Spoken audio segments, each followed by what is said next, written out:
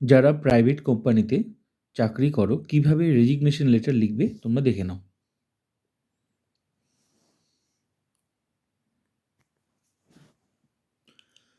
Two the manager, company name, company address,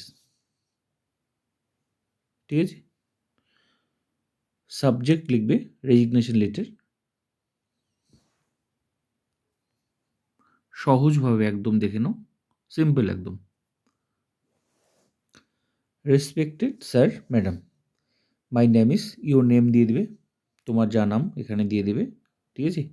I am working in your company, তুমি কবে থেকে সেই চাকরিতে ঢুকেছো সেই ডেটটা দিয়ে দেবে, কোন সালে কোন ডেটে ঢুকেছো সেটা, ঠিক আছে। তো আমি একটা দিয়েছি উদাহরণ, ফ্রম 12 আগস্ট 2025।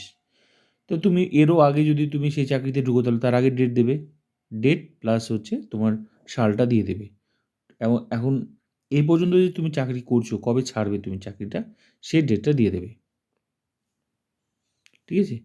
মানে তুমি ছাড়বে কবে, রিজাইন দেবে কবে সেই ডেটটা আর হচ্ছে সালটা দিয়ে দেবে, ঠিক আছে। কবে ঢুকেছো চাকরিতে আর কবে ছাড়বে সেই ডেট সাল দিয়ে দেবে। অ্যাজ ই ইওর পোস্ট নেম, কী পোস্টে ছিলে তুমি যে কোম্পানিতে সেই পোস্টটা তুমি দিয়ে দেবে এখানে ব্র্যাকেটে, clear, full stop. I will no longer be able to work for your company because I am resigning from my, তুমি যে পোস্টে আছো সেই পোস্টের নাম দিয়ে দেবে এখানে, clear, full stop. Please accept my resignation letter, একদম সহজভাবে।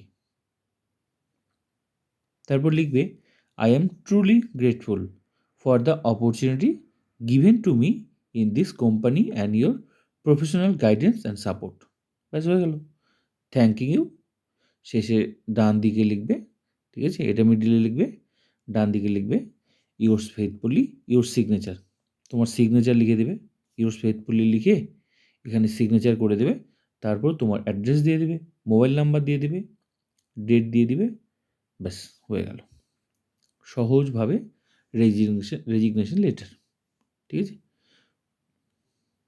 তো পুরো ফর্মেটটা দেখে নাও তোমরা আরেকবার।